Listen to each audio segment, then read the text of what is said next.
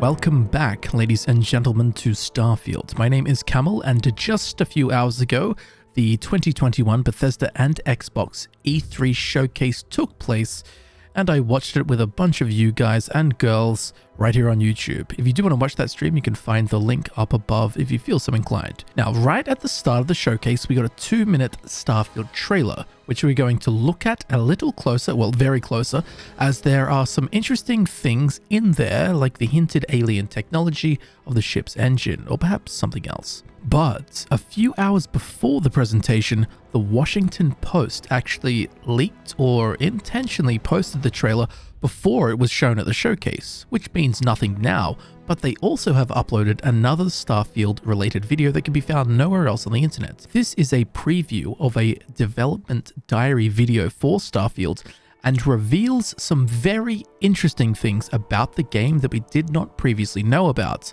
and has personally made me much more interested in it, like aliens and rich, sprawling intergalactic cities, and a variety of fantasy-like biomes and landscapes, akin to something like you might see in Star Wars. And the Washington Post also posted excerpts from an exclusive interview that they had with Todd Howard and Ashley Cheng. While the interview isn't up, they did make a little post about the interview and some of the things that were said in it, where again we can learn some interesting things. All the links to all the things I'm talking about will be down below, but for now, let's take a really close look at all of the information that we have. Firstly, I'll give you a brief rundown on the interesting info from the interview. Todd Howard described Starfield as Skyrim in space, and said that due to technology leaps since Skyrim's release, Starfield will be much more robust. And BGS's managing director, Ashley Cheng, said that for me, Starfield is the Han Solo simulator. Get in a ship, explore the galaxy, do fun stuff. He also compared the size and scope of the Starfield universe to that of Star Wars. They are some very, very bold statements that have been made there. We also learned from this interview that Starfield is set in our very own universe, but it is 300-ish years in the future, which we actually learn in the trailer. Also in these interview excerpts, we learn that the player in Starfield has joined or will be joining an organization dubbed Constellation, who are the last group of space explorers, whatever that means. And at the outset, players will choose their character's background with many options for customization that will impact how some things in the game unfold.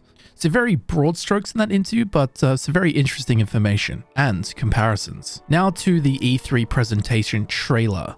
In this first shot, we see at the bottom it says Alpha in-game footage, Creation Engine 2.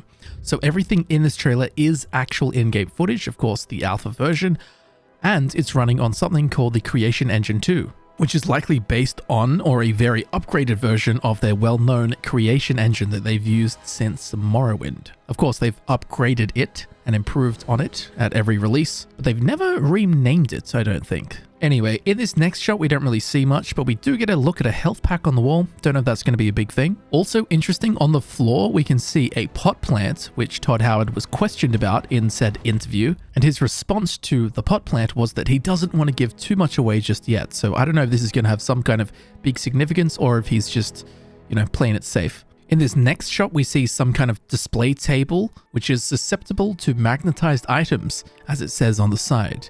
And while there is a bunch of stuff to look at, it doesn't really tell us anything. There's a bunch of dials and numbers and things like that. Now in this next shot, we get a bunch of pretty trivial information, like the magazine on the table. It says HG-112 Space Flight Center Flight Manual, Nova Galactic, Training Protocols and Advanced Orbital Telemetry, Revision 114. We also see some vacuum-sealed space food called Chunks Baked Potato, but resting on the table, there is also a gun, which has a bunch of stuff on it. The brand would seem to be something called Combat Tech. The ammunition is displayed on the top of the gun, which is interesting. Ammo left 24 out of 100 rounds. We can see that it uses an ammunition, I think, called 7.77 times 37 millimeters, which are caseless, apparently. And under that, it says lightweight personal defense weapon. And above all of that, on the side of the ammunition counter, it says HITP 7.77 times 37, and then it's going to say MM. We can also see above the trigger, it says Combat Tech Grendel, which might be the model of the gun. We can also see another thing that says Grendel, 7.77 x 37mm, SMG-84KA, patent combat tech. Again, this is all just information about the gun and its ammunition size. And at the bottom, we can see that it says STL battery pack. I don't know if this is a resource that we're going to have to deal with, but it's there nonetheless. Now, on the table behind the gun, there is something which may be a grenade or a lightsaber or something of the sort. I can't really make out what it says. It looks like DIGIPIG, DGPIG. I'm not actually too sure what that is or what that says. In this next shot, we get a look in like a little storage cupboard thing. It says Stow 84S. We can see a helmet that has a do not use sticker over it as it's cracked. There is a book at the back of the cupboard that says The Constellation Spacefarer's Guide. And on the front is the ship from the original Starfield teaser trailer from 2018. Now, there are two other books on this shelf. The blue one is Sailing Alone Around the World, which is a real-life book and a memoir by Joshua Slocum, released in 1900, and it's about his single-handed global circumnavigation aboard the sloop named Spray. Slocum was the first person to sail around the world alone. The book was an immediate success and highly influential in inspiring later travelers, and that has not changed in Starfield's universe apparently. Now, the other book is called Omega, The Last Days of the World, which is a science fiction novel which was published in 1894 by Camille Flammarion, where in the 25th century Earth, a comet made mostly of carbonic oxide could possibly collide with the Earth. This book is concerned with the philosophy and political consequences of the end of the world. So two real-life books there that are about exploration and space, essentially. There is also this box or case. I'm not too sure what this is, but on the top it says Property of Constellation. Contains Chrono Mark Life Pack Interlink LPV 6.0. And then it says this side up, front, pull, rotate, all that kind of stuff. And has the Constellation emblem. I'm not too sure what this is, but we do see it later on as a collector's edition thing, which has a watch in it. And with that information in mind, I think that inside this box might be like the watch that goes in your wrist, which will act kind of like a Pip-Boy. Now, in this next shot, there's a lot of stuff to have a look at. Firstly, there's a bunch of badges on the wall, like patches, like scout badges, whatever you want to call them. But before we get to that, there are 3 photographs, all of which contain the robot, which is seen in the trailer, and all 3 of which have different biomes. One looks like a jungle, one looks like a desert, and one looks like an Arctic wasteland. The jungle one, I'm not too sure what SOL is, but it says December 2310. Now, given that we know that Starfield is set in our universe and 300-ish years in the future, I'm going to assume this is the date, December 2310. The deserty one says April 23, and then I can't read the rest. And the Arctic looking one says March 2312. So we know the game is going to be set roughly around this area or a little bit afterwards. Now to the patches. We have Astrodynamics, a Rangers patch or badge. One that says The 10th Planet, which might be in reference to a game called The 10th Planet that Bethesda was apparently meant to work on way back in like the 90s. This next one, I do believe, it's very hard to read, I do believe that it says New Discoveries Expedition. This orange one I sadly can't make out. Well, I don't think I can make it out. My best bet is that it says For Queen and Country, but take that with a grain of salt as it's so hard to read. The next one says The Livingston Project. Then we have The Fera 4 Expedition, assuming Fera is a planet or something like that. Now, also on this wall, we have a poster which has a woman playing the violin on it, and her name is apparently Alyssa Demi something. If we have a really close look at the edge of the poster, it looks like it says Aquila City, something else, and then at the bottom LIV, I would imagine, which is probably going to say live. So you can see this person live in Aquila City, which I would imagine is on some far distant planet, as you'll come to discover when we look at the other video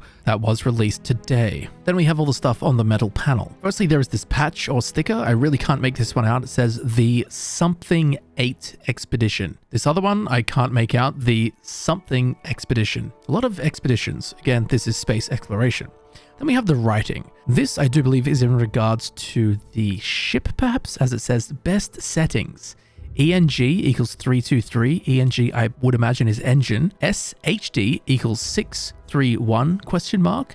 SHD, I would imagine, is shield. And GRV equals 422. GRV, I would imagine, is gravity. So we have settings for the engine, the shield, and the gravity. Then under that it says upgrade reactor, question mark? Sure, upgrade it. Now on here we also have reminder. Sidonia Security does not have a sense of humor. Sidonia, probably a city or a planet. And at the bottom we have Vasco, we're out of tranquility. Do not get death, I think that says. Not too sure what that means, but doesn't seem that important. Now also in this shot we have this very interesting diagram, which luckily we get a closer shot of in a minute. And I spent quite some time decoding it with my roommate and very smart man, Matthew. So, as I said, we get a much closer and crisper look at this diagram, this schematic. And there is a lot to unpack, and this is the bit that makes me think we're dealing with alien technology. And it's not something that the humans created, but rather found or discovered, as there's a lot of complex components and writings suggesting that the humans, this group, the constellation, the space explorers, don't know what this is or how it works. So firstly, under the big circular diagram on the left-hand side, there is an unfamiliar symbol that then says central chamber. Then there looks like what is a 6 that says large outer walls. And then there is another unfamiliar symbol that says, I think it says, rough steps and other shapes. And underneath it, it says view from approach, which would be in regards to the drawing at the bottom, which I would imagine is that same big circle diagram at the top. And that big circle would be the top-down view of whatever this thing is. And the drawing at the bottom is the view of whatever this thing is from the side. Now, on the top right-hand side, we have 6 circular shapy symbol things that are each named. First we have alpha, then beta, then chi, then delta, then epsilon, and then rho. These are all Greek letters from the Greek alphabet that have been assigned to name these 6 components of whatever this greater contraption is. Now the writing underneath it, again, I could be wrong as it's really hard to read, but again, after a lot of time, I do believe we decoded it. It says, debate in constellation continues over the nature of the patterns.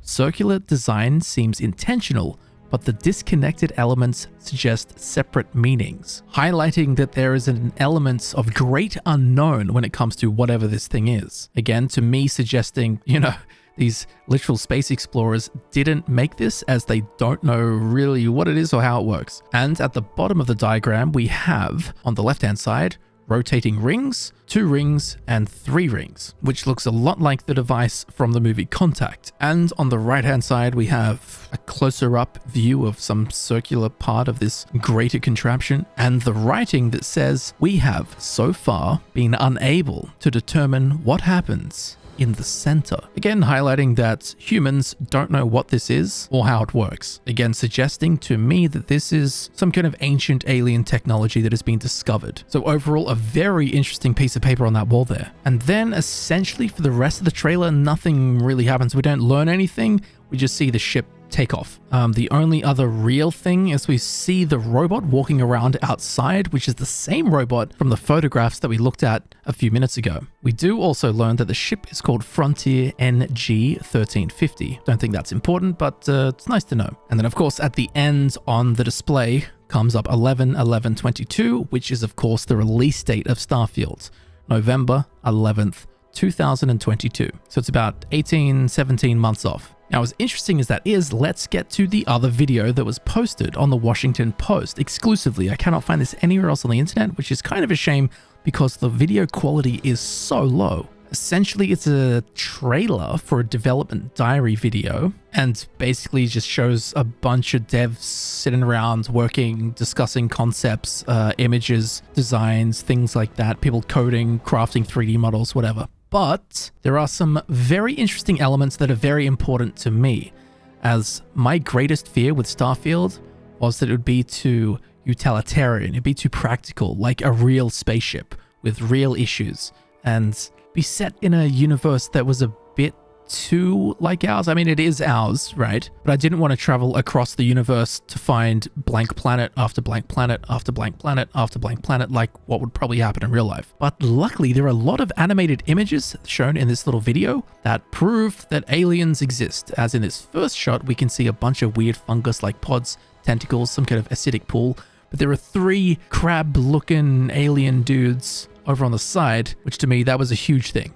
aliens. Aliens confirmed in Starfield. It might seem obvious, but it was never confirmed. And I'm very, very glad that they're opening that door to the fantastical side of sci-fi and not keeping it super realistic like in, say, Interstellar or something where, you know, you go to the other side of the universe and there's a blank planet and there's another blank planet and there's a blank planet and there's a black hole. I really hope this is going to open the door to a much more fantasy-esque sci-fi like Star Wars. Again, we see a bunch of devs working away. We get some really cool art of some planets that look kind of like they were drawn in the 80s, like in that really rich, super high fantasy sci-fi style of retro sci-fi art. Now, this was another big one, as we see what I would imagine is not Earth, as in the background you can actually see a huge planet, and Earth doesn't look onto another planet like that. The landscape, of course, looks unearthly, super jagged rocks and this weird forest type stuff. There are some birds on the side, but there's also this big bustling galactic city, again of a scale, you know, like you would expect to see in Star Wars. It's got that high fantasy sci-fi vibe.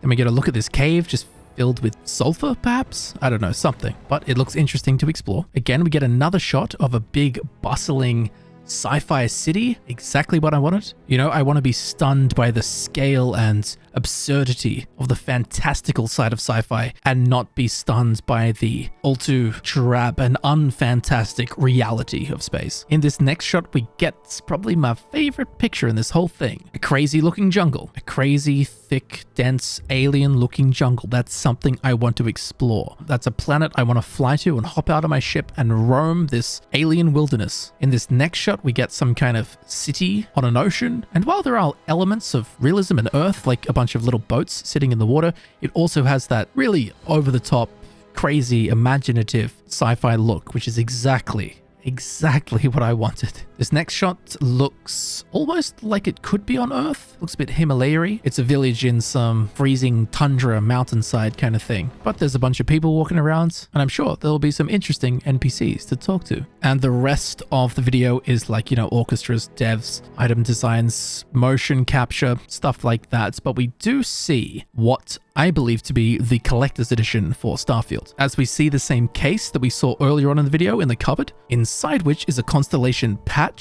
and a watch. And given there's a watch inside the case in real life, I think that in game that case is also going to contain a watch that will be our, you know, Pip-Boy replacement, the thing that shows us our stats, our menus, our items, our inventory, all that stuff.